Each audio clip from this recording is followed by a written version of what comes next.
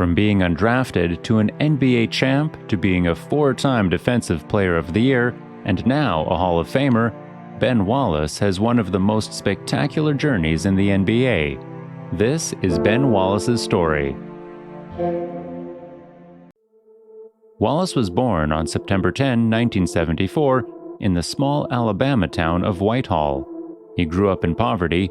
He was the youngest of 8 brothers and the 10th of 11 children. The Wallace children earned money by working on local pecan plantations, and they used some of their earnings to buy a basketball hoop for their 3-bedroom home.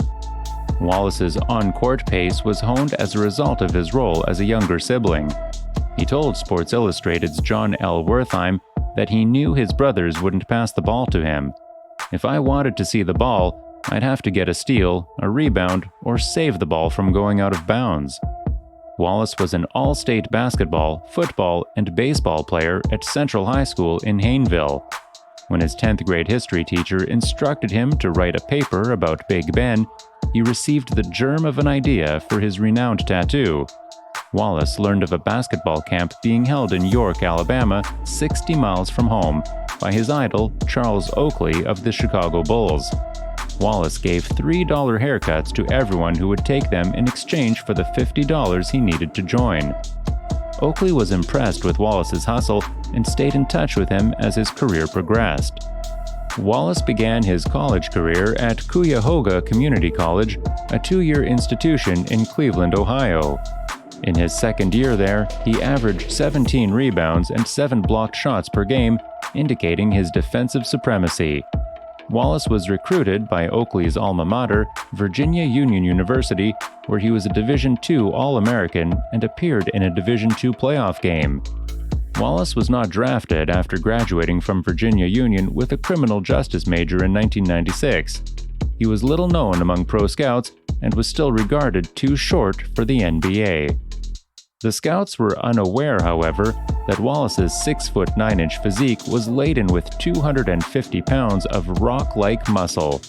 According to the Detroit Free Press in 2003, body fat accounted for only 3% of his weight, which is an incredible figure. Wallace was admitted into the Washington Bullets training camp and made the cut. During his debut season with Washington in 1996-97, he appeared in 34 games. Wallace's career took a turn for the better the next season.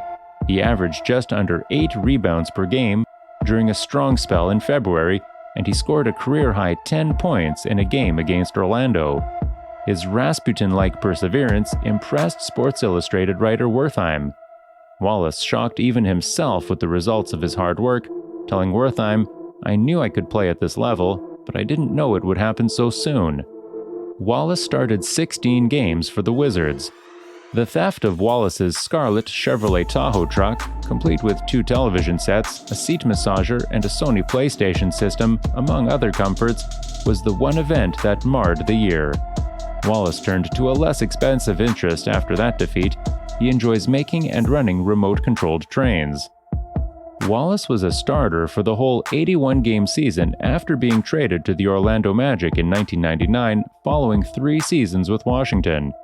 His 8.2 rebounds per game ranked 20th in the NBA, but he was traded to Detroit the next year in a contentious deal that also included Pistons standout Grant Hill. The Pistons were overjoyed by their good fortune, as Wallace led the league in rebounding with 13.2 per game in 2000-01.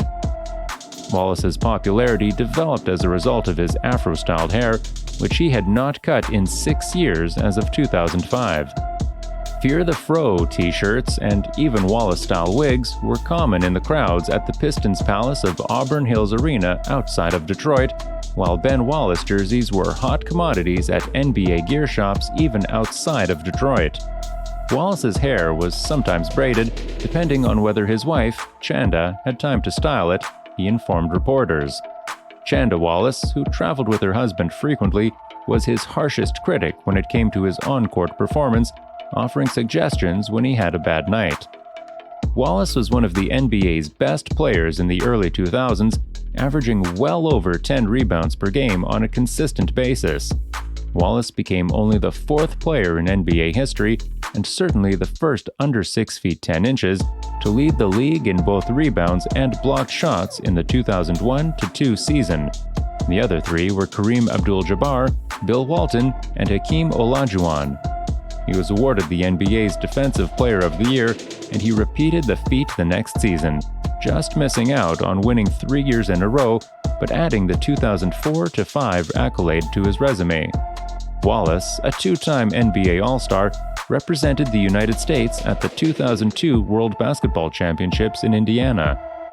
His participation in the 2003-4 Pistons NBA championship team was perhaps his greatest honor. The Pistons also reached the NBA Finals in 2004-2005, but were defeated in a 7-game series by the San Antonio Spurs. Wallace's season, however, was tarnished by a 6-game suspension stemming from the infamous incident between players and fans at the Palace of Auburn Hills on November 19, 2004. Wallace was a top NBA star with many more solid years of play ahead of him, with a salary that had climbed from $326,700 in his first year to an estimated $6 million. Wallace played for the Chicago Bulls and the Cleveland Cavaliers from 2006 to 2009, and on August 7, 2009, Wallace agreed to re-sign with the Pistons as a free agent to a 1-year deal. He finished his career after the 2012 season, and the Pistons retired his number 3 jersey in 2016. Taking a look back at Wallace's career, he never averaged more than 9 points per game. Standing only at 6'9", he had to face off against the NBA's greatest big men in Shaq, Duncan, Yao, Robinson, and many more. But his size was never an issue. He was the heart, soul, and muscle of the Pistons team and that era of basketball. He made an enormous mark on the sport, the city of Detroit, his teammates, and many generations of fans, young and old, casual and diehard. That's what made him remarkable in the first place. That was what set him apart.